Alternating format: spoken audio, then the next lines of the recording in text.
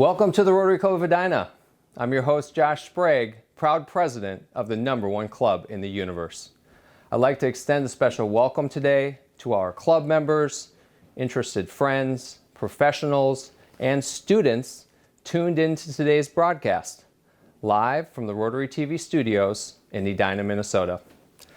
This is a great day for our club. Just a month ago, we had to cancel our annual Area 3 Vocational Ethics Day program due to the coronavirus epidemic and the governor's stay-at-home orders.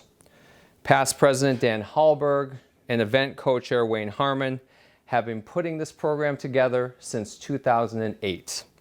This is an absolutely epic event that includes members from 6 area Rotary clubs and students from 4 area high schools, including Edina, Eden Prairie, Bloomington, and Richfield. Needless to say, it was a big disappointment when this annual ethics event was canceled. But one of the things we know about Rotarians is that they are people of action and they stay committed to the end.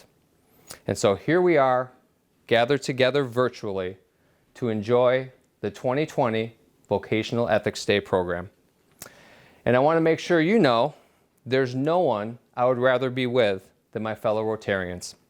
An amazing group of business and professional leaders, friends, mentors, and humanitarians dedicated to the highest ethical ideals in their personal and professional lives, and to our organizing principle of service above self. Before we get too far into the program today, I have to share a few club updates with you. First of all, some sad news as we announce the passing of Debbie Cooper, wife of Edina Rotarian Marty Cooper.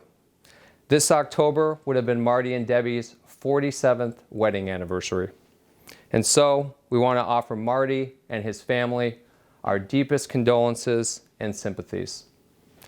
If you'd like to reach out to Marty with a message of support, please feel free to email him or drop him a note. His contact information can be found in Club Runner. Also, sadly, I have to announce that fellow member Keith Benson has passed away. Keith joined the club in December of 2011, was past chair of Community Service Grants, and was a past board member of both the Rotary Club of Edina and the Edina Rotary Foundation boards.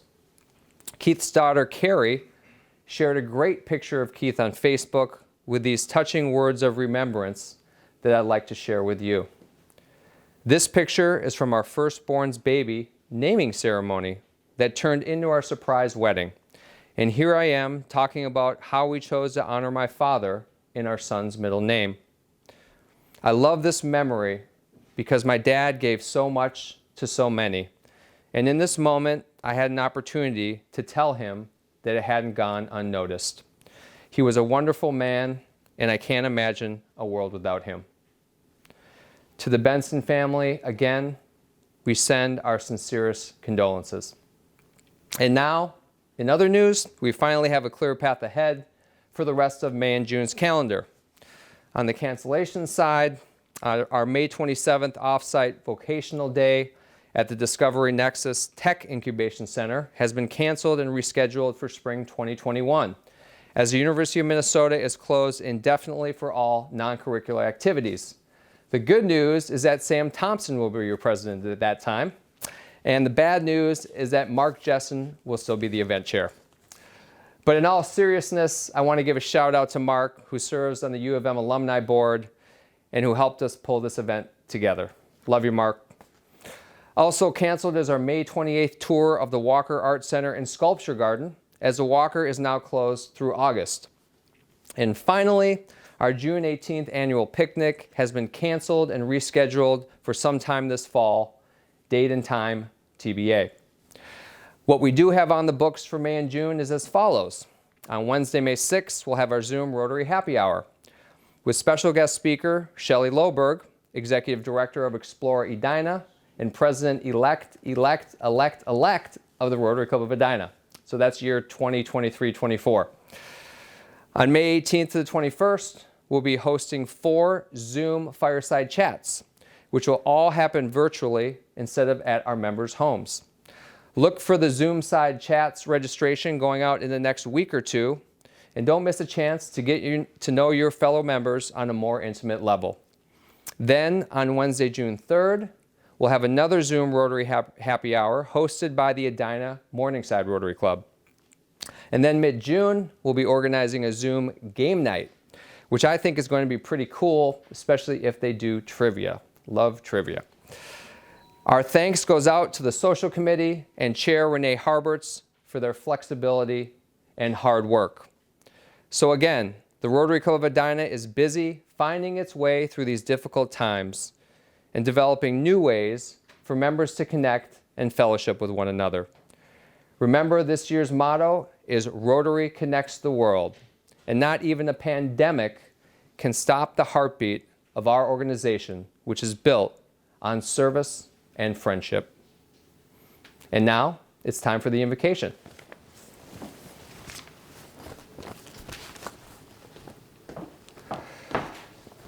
This week's invocation comes again from fellow Rotarian Tom Cook, father of St. Stephen's Episcopal Church in Edina. Tom writes, "By virtue of our common humanity, all of us are imbued with various gifts and shared responsibilities, one of the most powerful and important being the ability and responsibility to choose. We need not be bound forever by destructive forces of habit, overwhelmed by the dictates of personal selfishness or greed, or afraid to discern and act on what is true and fair for all concerned. By virtue of our common humanity, we can choose to work together for the common good. It is upon this ethic that members of Rotary stake their hopes and their reputations. So, as we enter into this annual conversation on vocational ethics, let us take a moment in prayer or meditation to ask for strength and guidance to make the right choices and to desire to use our abilities for the good of all. May we who speak when many will listen, who write what many will read, who lead where many will follow, be blessed to do our part diligently to help the hearts of our people be wise, our minds sound, our character honest, and our dealings fair and upright, in thanksgiving for the gift of life and our common humanity. Amen." And now I'd like to ask Kelly Elizabeth Sprague to lead us in the Pledge of Allegiance and the four-way test. Kelly?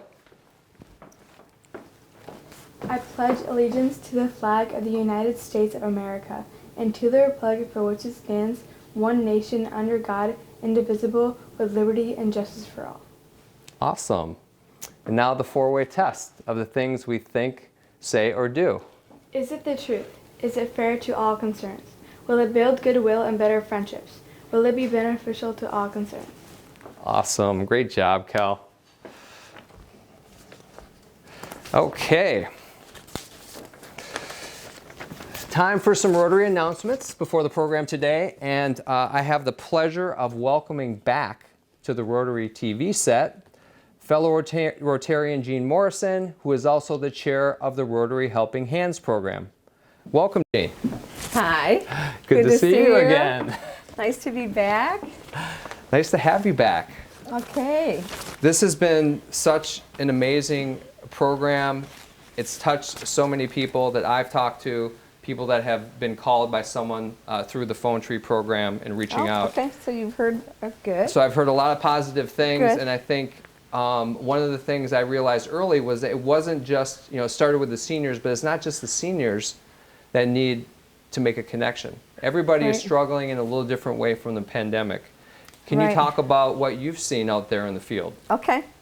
So daily life as we know it has changed for all of us. So it's a time of uncertainty, a time of change, a time of transformation. What hasn't changed is Rotary's commitment to service, for sure. So Yeah. what brings us all together is service. And as I was thinking this morning, actually, I brought a piece of fabric because I thought that the fabric of Rotary, the foundation is service, but the fabric is relationship. And so every one of us is a piece of the fabric. And so because we're distanced, how do we keep that fabric strong? And so the way we're doing it is reaching out and saying we care, how are you doing, checking up on people, taking a little bit of a temperature. Everybody's life has changed, but in a different way. So for our seniors, one guy this week said, I'm sick of looking at the four walls. Right. Right? I'm sick of looking at the four walls. Somebody else said, we haven't killed each other yet, you know? And so... Setting the bar high. Yeah, and so life, it's uncertain. As a business owner myself, it's been 8 weeks of uncertainty. Right. And so the playing field is leveled for all of us because we're all in the same spot of uncertainty and change. But what hasn't changed is what brings us here at Rotary is service through relationship. And so through this program, what we found is just reaching out to someone and saying, I'm thinking about you, I care about you. One of our helpers, I thought said it well. He said, it's really nice to connect with someone in an intentional way. Mm-hmm. We go to Rotary, we go to lunch, we go to breakfast. We don't have that much time to talk to each other, but this is intentional. You clear your calendar, you make time for it, and you say, how are you doing? Yeah. And all of a sudden you learn something about that person that you didn't know. And so because of that, the fabric gets a little stronger with each of those calls. How far are we through? By the end of this week, every Rotarian, which is what's your membership? 175-ish. Okay, so 175 calls will have been made by the end of the week. Wow. Yeah. Wow.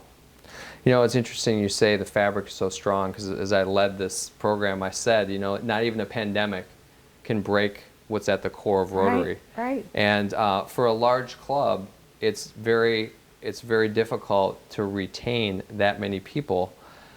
Normally, we have a lot of we have a rolling membership list, but at our core, I would say we have the largest core membership of any club that I've ever seen. Okay. So this is testing it, but also it's proving it to me that there's something beneath the surface, this web of relationship, That this brings fabric. us together, exactly. And what's most important, for sure, life is changing. As we knew it, it's not going to exist. But what's most important is how we are with each other. No matter what's happening around us, how are we with each other? That's the most important. Yep. I did ask a couple of our senior people, I said, have you ever seen anything like this? And I don't know what made me ask him the question, but it was Wayne Harmon. And he said, you know, I have. And I was sort of the same way, really. And he said he was a 7th grader when the polio epidemic broke out. In the 50s, early 50s. And he said that the kids had to all stay inside from the summer through the end of the year. There was a lot of fear about death and so forth. And I said, how did you make it through? Here's what he said. Eventually know that it will go away, and we toughed it out until it was gone. It's what we all have to do now. Be resilient, be patient. They knew that it was going to go away, and I talked to Ben McFeeters, again, one of my favorite seniors, and I asked him the same thing. And he said, I said, how do we get through this? He said, you put up with it and you do what you're supposed to do. Now that's the value of having a wide variety of members, from young to seniors, because we can learn from each other. I learned a lot just by making those calls. It's an amazing group of stories, and I just want to thank you for putting this program You're welcome. together. It's been a joy. It's been a joy. We've got a great ethics program coming up. So what I want to hear about before we let you go today is just what are we planning to do through the summer? You know, the Rotary transition happens in June. Are you planning to extend the program? I think what we need to say is we are distanced, but we need to stay connected. So this is a good way to stay connected. We'll figure out how to do it as we continue the distancing, because we don't want to break down the connection. Yeah. So we'll find a way to do it, to continue it. That's awesome. Thanks for being here. You're welcome. Bye-bye. Good to see you. Thanks for being an important piece of that fabric. You're welcome. Okay. One more quick announcement today. Just wanted to let everybody know we have surpassed our TRF goal of $100,000. That's for the Rotary Foundation fundraising. We're actually at 105,000 according to our chair, Susan Stiles. And just as a reminder, any future gift that you give can go to the Rotary Disaster Relief Fund. They're working on COVID-19 relief, medical supplies, and things like that. And those donations do count towards your annual Paul Harris Fellow recognition. Also, we're at 52% participation, and Susan would like to urge all Rotarians to give anything, any gift at all, so we can get that participation rate up. Thanks again to our members for your generosity throughout the years to TRF. And now, it's time for today's Vocational Ethics program, and I'd like to introduce our moderator, John Crudele. John is known as a speaker, life coach, and author who relates to his audience in a very personal and profound way. Over the past 30 years, more than 2 million students, educators, parents, and business leaders have been inspired by his stories, attracted to his authenticity, and challenged by his candor.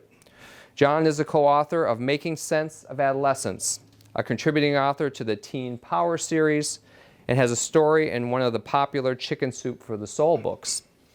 He's a leadership coach with the John Maxwell team, and John also serves on the board of Risen Savior Missions, which shipped 18 million meals last year to feed over 150,000 starving Filipino children. Wow. He's been a Rotarian for 12 years and is this year's president of the Eden Prairie AM Club. Many of you know John from speaking at Camp E or as our MC at our annual Area 3 Ethics Luncheon. For me, John is more than a Rotary colleague. He's a friend.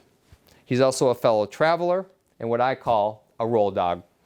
Last spring, John and I road tripped together to our president-elect training in Ames, Iowa. Less than a month later, we flew to Guatemala and participated in a life-changing water mission trip with a group of 26 Rotarians from 6 area clubs, where we assembled and delivered hundreds of water filtration units to remote villages in the highlands above Koban. And then, shortly after that, we attended the Rotary National Convention in Hamburg, Germany. So we have covered a lot of ground together. And so now, it's my honor and pleasure to welcome to the Rotary TV set my friend and fellow Rotarian and moderator for the 2020 Vocational Ethics Day, John Crudele. How are you? Good. Great to see you. Thanks so much for being here. Good to be I'm going to pass the chair. in your home, and we'll do this.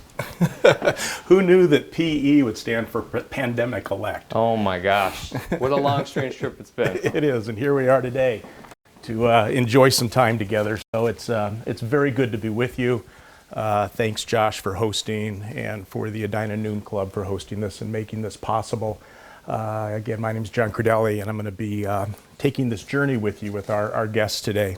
A little history on the Ethics Day is that this is the 13th annual Vocational Ethics Day, and it's the first time we've ever live streamed on Facebook, certainly because of the situation that we're all in. Rotary emphasizes five avenues of service in carrying out our motto of service above self. Rotarians spend much of our time and efforts on club service, community service, international service, vocational service, and on youth service. Today we want to highlight 2 of those avenues, which are vocational service and also youth service, because of so many of the young people that are tuning in, whether it's live now and we can receive your questions throughout the program, or may watch it later live streamed on Facebook or on YouTube. We're going to be focusing on that and the importance of ethical conduct lived out daily in our lives, specifically in our work and our occupations, and by welcoming our student guests who may be watching to join in the discussion. How this all began is Hank Shea, a University of St. Thomas law professor and former U.S. Attorney, assistant U.S. attorney. He's been a key advisor and inspiration to us Rotarians since we began the VE Day, Vocational Ethics Day, back in 2008.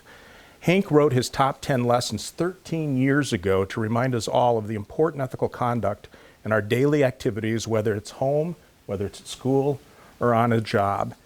And I thought I'd just begin by opening with these so that it gives context to the conversation I'll be having with our guest.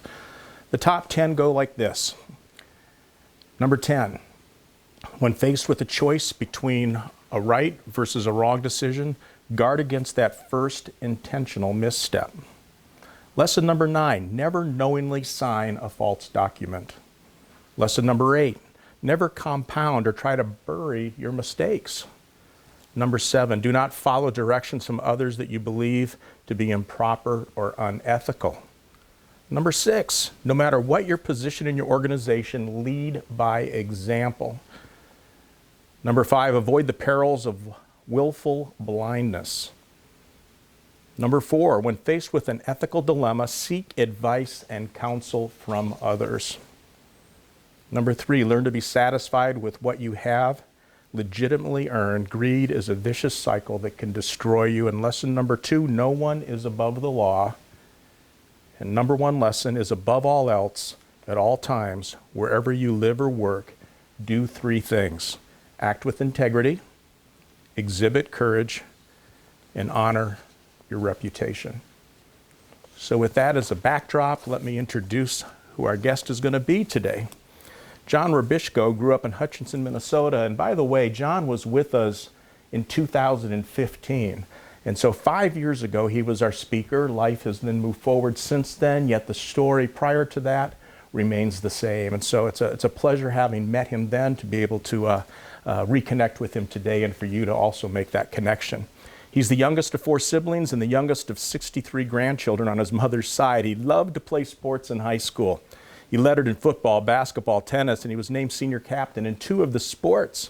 He went on to St. John's University, where he earned his BA in international management and played football and was a senior captain under the famous John Gallardi.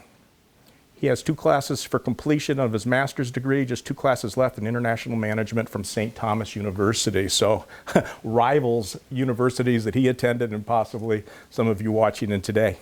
John is a local businessman. He's been in the truck leasing business, a national accounts manager for a local food distributor, and owned a mortgage company, which is going to be the part that we'll be unpacking the most. He and his wife Tiffany have 3 children, are partners in a nationwide group called Life, Living Internationally for Entrepreneurs. He's a certified John Maxwell leadership coach and is actively speaking in high school and colleges to students about the peril of materialism and ethics within the workplace and our daily lives. In July of 2007, his life was abruptly interrupted. Let's find out what happened and the lessons learned with Life Without Bars. So please help me welcome John Rubischko. Excellent. Hello, John. Hey, John. Nice to see you. Good Thanks to see you again. Absolutely. It's great to be with you. Very nice. Thank you. And Yes, to definitely. have this opportunity to share. Yeah, I appreciate that. So, John, possibly some people are Googling you right now just to find out a little bit about you. And if they were to do that, let's kind of start from that point, and then we'll... Do people Google these days? where do they look to find out? Unfortunately, they're going to see right on the top is one of the unfortunate lessons that I had to suffer is the being arrested by the FBI. So, again, some choices I made that were not good that I compounded, and through the things I've learned, obviously I regret that, but they've been pivotal life lessons that have helped me become a better man today. Yeah, so the life lessons that happened in that moment and since, but there was also some reflections that you had leading up to that. So take us back through that high school, college, and then that work experience and what was taking place and what started to compound itself. Sure. I grew up in, again, small town Hutchinson, about 15,000 people. Was a good kid, never did anything wrong. I was really into class, kind of a class jock. Didn't drink, didn't do any partying just because I was so focused on my sports. And, then I progressed on to St. John's, like you mentioned. Had the luxury of playing for an amazing, legendary coach who taught me better than the decisions I made in life. But it was a great experience. I continued to travel overseas, and I got the love of seeing the breadth of this world and the people in this world, and really became fascinated with learning more about the cultures and different people across the world. And that's why I went to get my international management master's. And got work experience in Singapore. I was getting my master's, part of my master's done there. And so I was really excited about my future career. Like you said, I got into the truck leasing business, eventually went into the food distribution business, and then fell into the mortgage business, kind of by a coincidence with a headhunter approaching me. But at the time, I was getting my master's, and so I thought it was below me. I didn't think that was in my future goals. And so I... But I took it, and then I found out there was a bunch of guys that were my age that played football and sports and MIC sports, and so I thought it'd be a fun environment. Unfortunately, the first day I started, there was some cutting and pasting of appraisals, which is a fraudulent, manipulating the numbers on an appraisal. What's that mean? So if you did appraisal of a house and it came into 200,000, but you needed to have 250 for the loan to work, you would just cut and paste 250,000 on the numbers onto the appraisal with Scotch tape, photocopy it, and you would have your value that you wanted. And who showed you that? People were doing that in the office, and so I saw that and I turned a blind eye, which is why Hank Shade, when he mentioned that, he was right on. And when you turn a blind eye, you don't realize so my first thought was like, that's them. It's not me. So I'm not going to have to worry about it. And so, but what that did is, looking back in hindsight, is that it took my, moral compass and it desensitized me from right and wrong, because I witnessed wrong and I did nothing about it. I could have said something to that person, could have said something to my boss, could have said something to the state, Commerce Department. Could have done a lot of things, but that would have taken a lot of courage, and that would have been hard to do. And typically when things are hard to do, they're probably the right thing to do. And what was just on that thought, because I'm thinking about our audience, what might be the conversation you're having in your mind when it's happening, and the one that you're having with yourself at night when you're going to bed or waking up? You knew something wasn't right, but then yet you talked yourself into it, or you didn't talk yourself out of it, or you didn't listen to the promptings. So, when you know something's wrong, you have that weird pit feeling in your stomach. But at night, your brain has an amazing ability to rationalize and justify into your favor of how you want it. And so your brain can quell that feeling and help you, say, it's not mine, it's his problem, not mine, and just kind of deflect. And so that's kind of the thing that you got to be careful of and guard on, is those feelings and emotions, and having a mentor then to bounce that off, that if someone has an objective point of view that you respect, that can be powerful. Mm-hmm. And so what happened next? So here it starts with cutting and pasting. And this is in what year? 1995. Okay. Yeah. You were in the industry for how long? Just like 2 months, 3 months. Into it, and then you continued in the industry for many years. I So did. Kind of bring us forward there, and what were some of the other things that were taking place, and maybe the rationalization Sure. loop? Well, as people know, I'm sure people have seen the movie The Big Short. That's a very good dictation of what was happening during that time. And so there's a lot of things that at that time in the mortgage business, that if you had a pulse and a good credit score, you were getting loans and you're helping people. I could rationalize things that I'm doing this loan for the person. They wanted this loan. They needed it to save some money. You can rationalize that you're helping someone by cutting corners and helping them get a loan. In hindsight, though, you're materially benefiting as well by earning income, and some significant good income. And so there's a lot of things that happened when, after about 2 years, I branched off and started owning my own mortgage company. And more because I wanted more of I didn't want to give the cut away to the current company I was with. And it's also easier to do my own thing and kind of not have supervision when you're on your own. Mm-hmm. And so that's kind of just, things kind of just developed, and I made more money than I ever dreamed and imagined. And I got trapped into that materialism of owning stuff, buying stuff, thinking that if I bought my wife bigger house, nicer cars, trips, she would love me more. Not realizing I was missing, I myself was not whole, because I was trying to feed it with some material items that I see today. So many people struggle with that. And because, all the TV advertising says, look, you buy these shoes, you buy this house, you buy whatever, you'll be happy, mm-hmm. But you have to be happy first before you can enjoy other things. Was there a core value there from trying to connect it back to high school, junior high, and it's now just amplified in the workplace, but say the word insecurity, what was it that was parallel? Like maybe, it's a car now, but it was the best tennis shoes in high school or something. How did that connect where it may be that it's similar? Yeah, no, definitely. Insecurity is a big issue. And it's hard to admit when you're a jock and you're a man and you have some pride and you don't want to admit that you're insecure. But I think looking back in high school, because I didn't have a lot of close friends and I kind of wanted to have those other friendships, I really cherished and loved my Air Jordans or my basketball shoes for the season and other things that really I thought made me a cool person or whatever. And that materialized more and more in life as I didn't deal with it. And that's the key component, is that pretty soon, like you said, the more money I made, it just amplified itself. Yep. And so, go ahead. And the core friends are the fake friends. because of the sense of, unpack, what's that mean? You know, I learned the true word of friendships, and I heard this one saying once, and it's pretty spot on, is that, you know, it's better to have 4 quarters than 100 pennies. Meaning, you could have 100 friends that aren't really true good friends, but I'd rather have 4 good friends, you know. And so, you know, that's a whole aspect that's really, I found out when I was, part of my story is, if I probably just continue here, is what happened is that when I got into the business, I was making so much money, I bought so much stuff, and when I realized the marriage was going downhill because I became a workaholic, I didn't have any balance. The more stuff I bought to try and please my wife and think that she would love me more, and in my attempt of being lost, we would get a divorce. And so through that divorce, I was concerned about my income. And so in order to diversify my income, I thought I worked with so many real estate investors that I would then branch off and become a real estate investor. And what happened at that point? The best way to do that, because going through a divorce, I didn't want to have my wife have access to it. So I asked my mom, going, "Hey, can I put this on your credit?"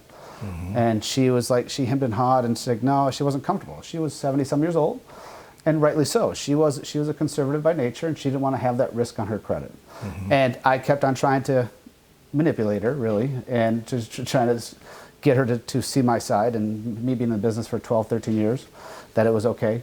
And she didn't. And so I got back to my office, and my processor said, well, you know, I could forge your signature very well on a power of attorney.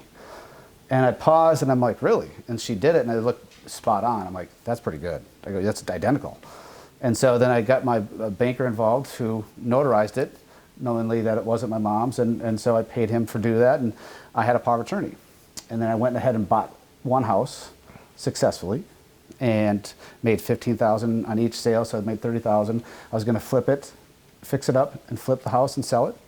And then so I bought 2 more since that went so smoothly, within a short period of time of a few months. And so I then told my mother, said, Mom, thinking that I was a good son, like, I protected you.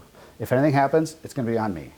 I put this in your name, and basically I just put my mom in a corner, and I manipulated her, and to my benefit, without thinking of any ramifications of what she might think and how that would affect the family, because I thought I had it under control. Yeah. And I thought I had every aspect under control and the scenarios, and unfortunately, I didn't. And so what happened in that July date in 2007? That's a pivotal date. July 4th, 2007 is when I was playing football with my nephews out from Phoenix that came up for July 4th. I walked inside to our house, and my family had intervention. And they approached me saying, in a frustrated, rightly so way, saying, what did you do to Mom's credit? And that moment defined everything right there, because I said, you know what, I don't need this right now. I'm out. I ran to go party with my friends on Prior Lake, and I said, I'm done. I don't need you guys. I'm just going to, I don't need to deal with this.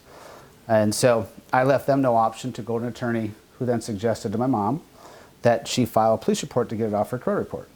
And she emailed me this, saying, John, it's not my intention to file a police report on you, but I have to get this off my credit, and this is what my attorney said to do. And so the police chief called and said, this is a family mess. I want nothing to do with it. Just get a resolution. Just figure it out. So I thought, okay, this is going to be okay. We're just going to work it out. Months went by. At that date, that was September. December 21st, 2007 was another pivotal date. What happened that day? 6 a.m., I get a loud knock at the door. And I'm like, 6 a.m., who's at the door? But I didn't answer. I thought maybe it was a contractor that I maybe owed money to, because unfortunately I went beyond my means, and I couldn't pay everyone that was due money. So they kept on knocking. All of a sudden I hear a commotion inside my house. So I get up, boxers on only. I open my door, and there's about 30 FBI agents with guns, flashlights, and vests on, saying, put your hands up. So right then I knew I had a problem. Right then, were there clues leading up to this, but right then it was solidified. That's a different problem now. I thought I had it under control again, because the police chief said he had no issue with it. I thought I was clear. But it became on the radar of the federal government, and they wanted to make a point and crack down on, especially a person who owned his own mortgage company that did this to his mother. They wanted this to be noted that they're coming after me.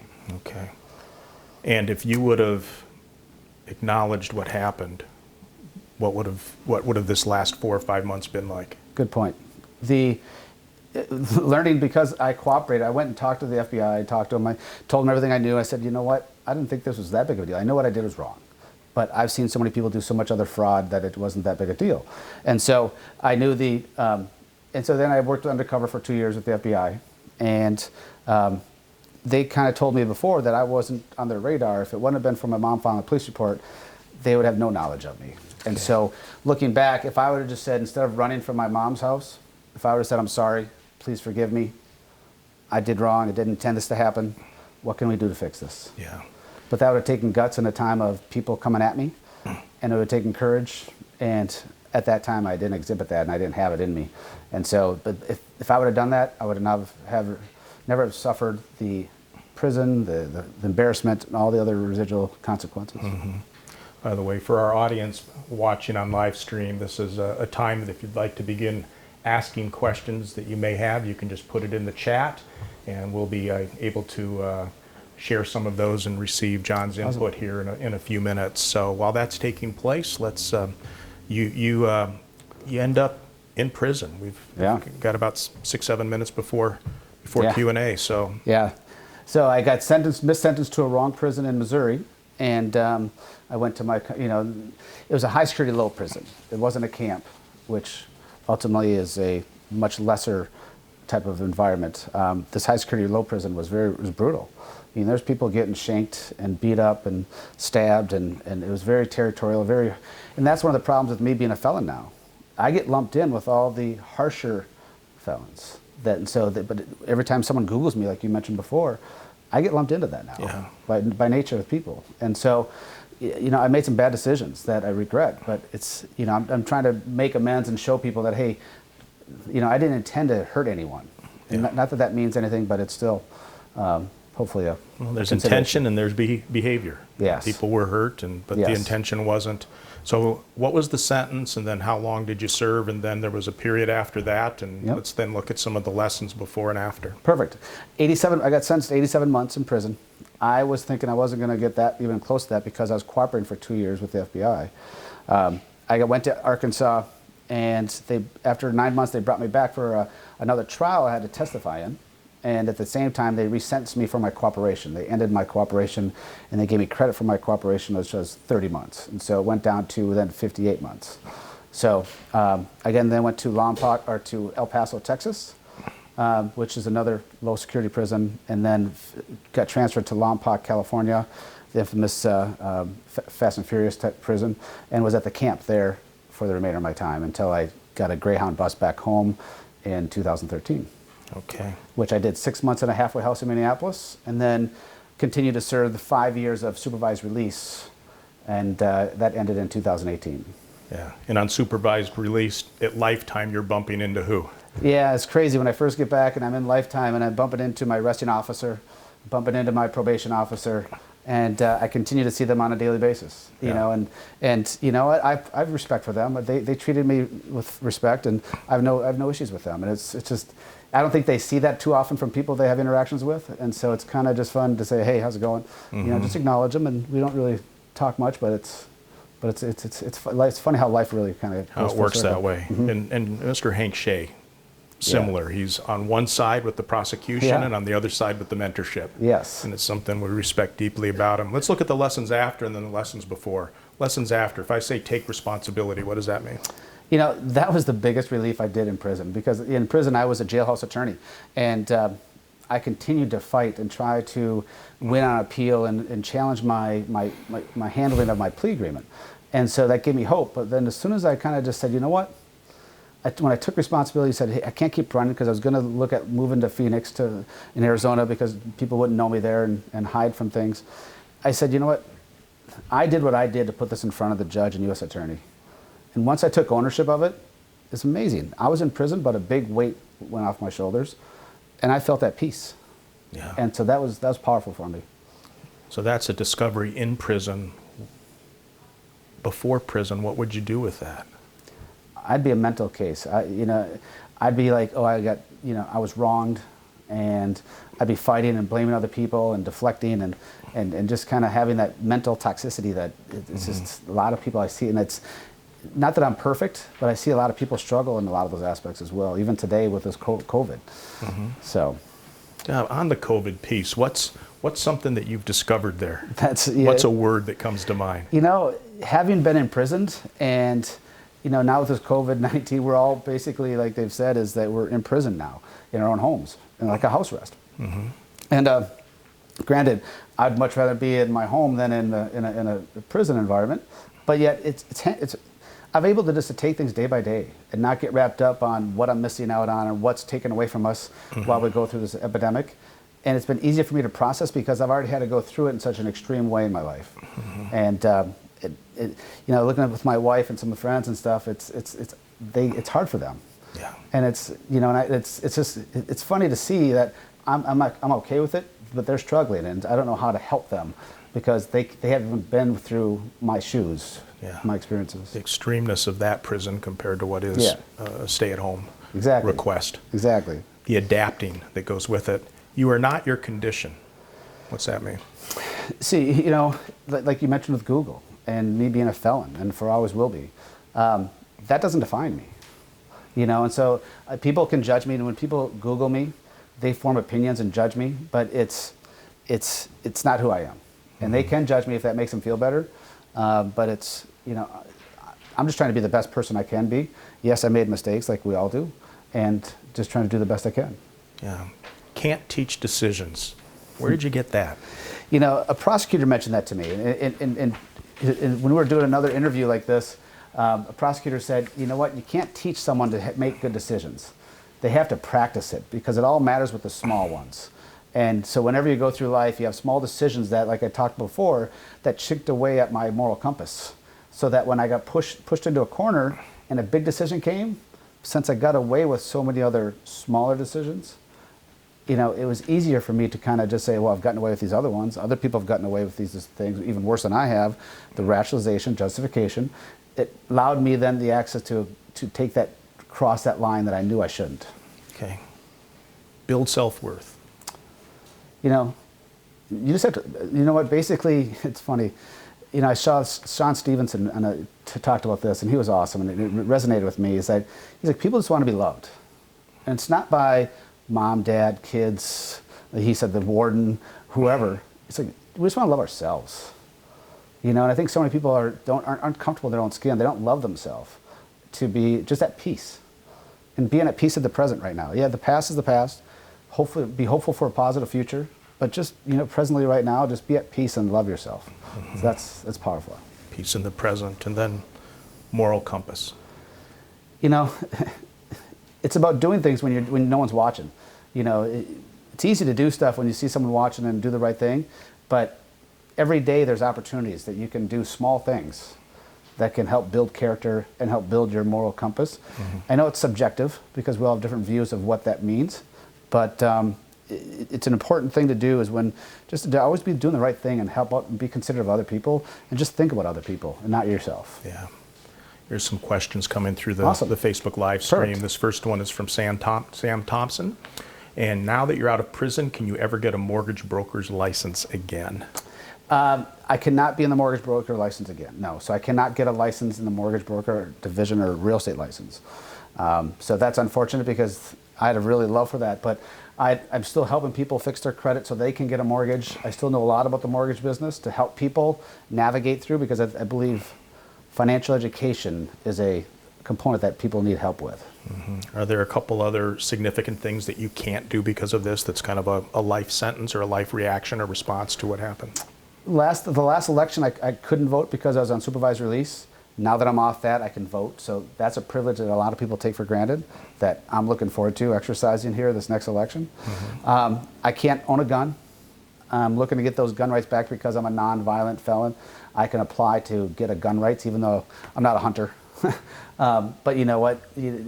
Someday I might want to go and you know, shoot and hunt or something or have protection. So target practice and just whatever. It's a sport. Yeah. Yep.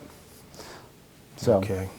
Mark Anderson asked this, what type of things did you do or report to the FBI while you were working with them? So here you are, you're collaborating, and yet the sentence was pretty strong at the end of that. That's a great question, because my attorney said he had never seen someone collaborate as much as I have, in depth, meeting weekly.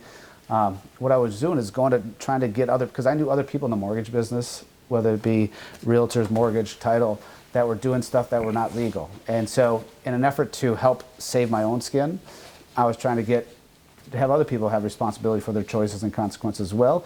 And the FBI, there's some crazy stories that I could go on with that being mic'd up and different situations, that it was an eye-opener. But it was disappointing to see that when the judge sentenced me to 87 months, he was really put off that I did this to my own mother, and that I came from privilege, meaning I had education, I had opportunities.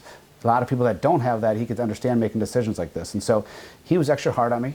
Mm-hmm. And I didn't think it was fair, and that's my only thing. Is like, I didn't think I was handled fairly by the U.S. Attorney and Judge, but you know what? That is my fault for doing what I did to put that into their hands. Yeah, so I think all of us in our life, and when we were little kids, we say, that's not fair. It could be just go to bed. And my brother stayed up later than me. Why can't I? And so we start with that's not fair.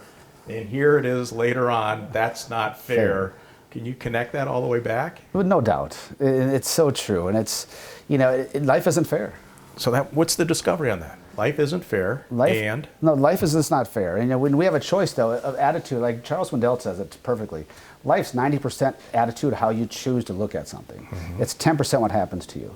And I had that posted up on my mirror because it resonated with me so much that it's just all about your attitude. Like when I was in prison, I said, you know what? If I can improve myself mentally, physically, and spiritually today, it's a good day.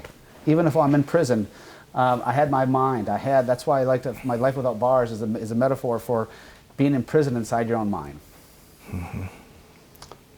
Here's one from Don Hallberg. Whom or what occurrence has helped you the most since your prison time? So, since prison time, so that could be in prison, right afterwards, all the way up to the present day. I had a college roommate's dad that stepped up once he found out I was in prison, and so he wrote me. He would come to visit me.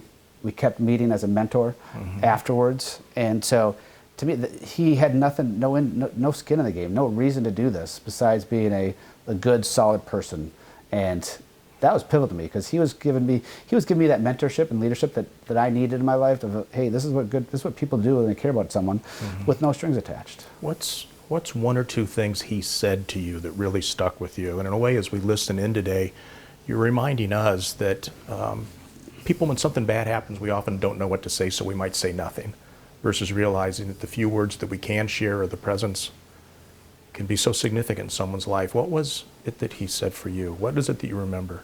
This might sound good. The best thing he said to me is that he let me talk. He listened to me. Yeah. And I think a lot of us love to hear ourselves talk and be expert advice on things, but having just someone to listen to that you respect, that you look up to, just that's powerful. Yeah. That was the most significant thing that he could do, and just being an encouragement base for me and just kind of helping me along the way of, so.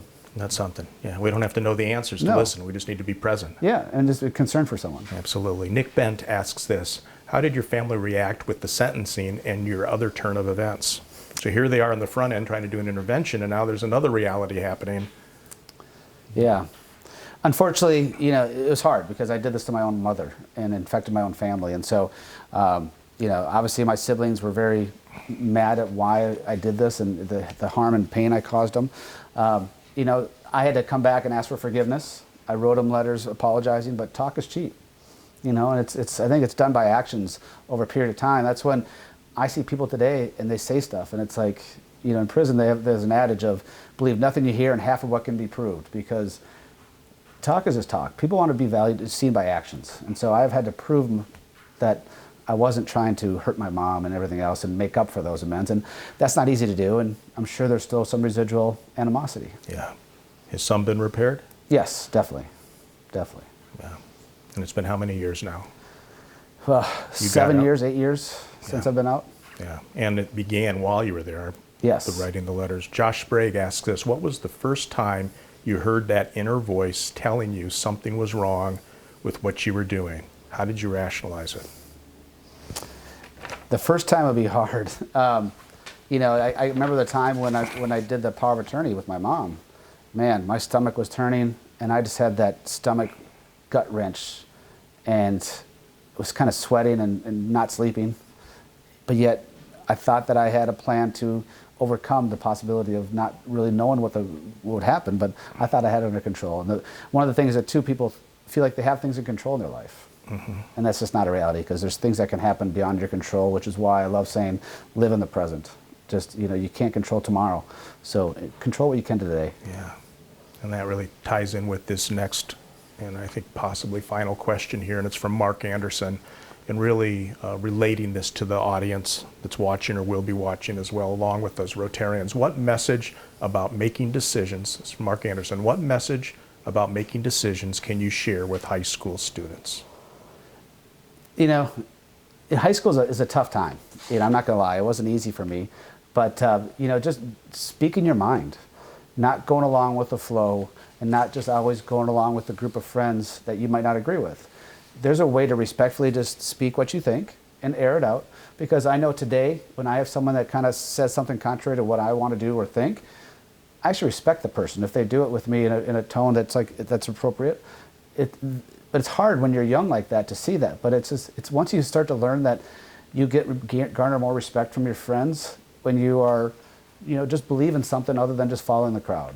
And so I think that's powerful. Especially, it's hard it's easier when you get older to learn that, because you're building your self-worth and you have more self-esteem and understand life a little bit better. But if I could have done that in high school, I would have had a much more successful later years. Mm-hmm. Has this been a continuum in the sense that have you learned those lessons the most from the successes or from the failures? Where's been the greatest values for you? No, zero doubt. It's always the failures. Yeah. You know, and KTIS had a thing where someone called in and said, you know what, my dad always asked at the dinner table, what'd you fail at today? And if he said you didn't fail at anything, you didn't try hard enough. Because a lot of us don't embrace failures. We think that it's bad and we shame people because they fail. But that's, you know, look at all the successful people in this world, however you want to deem success, they've gone through a lot of struggles and failures. Yeah. And if you have the humility to say, you know what, yeah, that was tough, I made some bad decisions or didn't do good, but if you're willing to learn from it, man, the life is your oyster. You know, it's amazing. Yeah. What can you learn? Can Yeah. you say, I'm sorry? Yes. Can you say, will you forgive me? Yep. And what are the lessons? So, well, John, we're at time here, and we're going to still take questions in the live stream. So if you want to write more questions, continue that even as the program closes up. Myself and Awesome. John will stay after to type in responses, and if needed, do any other recording along with that. So stay online with us. And John, did you know that Rotary is a global network of 1.2 million neighbors, friends, leaders, and problem solvers who see a world where people unite and take action to create lasting change. From literacy and peace to water and health, we are always working to better our world, and we stay committed to the end. In honor of your presentation today, John, we will be making a donation to Rotary's official disaster relief partner, Shelter Box, which provides emergency shelter to families devastated by natural disaster and conflict around the world. So John Rubischko, it's good to be with you. Thank you. It's great to re-catch up as we began our friendship some 5 years ago, and now to reintroduce you to and introduce you to an audience both here and around the world. So thanks to those who have been watching on our live stream or are watching the recording of this later. This is the 13th annual ethics discussion. And so now I'll turn our program back over to your president and host, Josh Sprague. Thanks, gentlemen. You got it. Thank you. Thank you. Thanks for being here. Good to be Appreciate with that. Like I said, the annual Ethics Day is always epic, and I'm so glad we got to give it to you one more time this year. So thanks again to our co-chairs, Dan Hallberg and Wayne Harmon, for sticking in there with us and working with the technology to make it happen. So in closing, a few calendar announcements. Next week on May 7th, we will return to our Zoom platform as we welcome featured speaker and fellow Edina Rotarian, Jerry Norton of the Brookshire Company. Jerry will be giving an update on the economy and in particular the effects of the pandemic on the commercial real estate market. including his predictions of how this will reshape the retail, office, and industrial real estate sectors in the future. Then on May 14th, we will welcome John Kaufman, member of the Peninsula Sunrise Rotary Club in Redwood City, California, and founder of H2 Open Doors. John will be flying in from California to talk about some of his recent projects with the SunSpring solar and wind-powered water purification system. Then on May 21st, we will have our annual Chris Ann Manolis Women in Leadership Award program facilitated by past president Jennifer Benarott. As we close today's meeting, I'd like to share a quote from Ralph Waldo Emerson, American essayist, lecturer, philosopher, and poet who led the transcendentalist movement of the mid-19th century.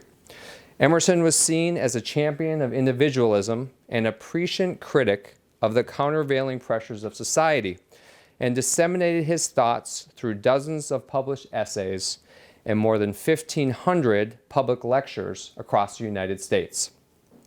Emerson said, "Trust thyself. Every heart vibrates to that iron string. Nothing is at last sacred but the integrity of your own mind." Be true to yourself. Listen to that inner voice, that inner compass. And when in doubt, talk to a trusted friend or mentor. You will recognize the truth when you see it, and you will do the right thing. Those are the lessons from Emerson and from today's Vocational Ethics program.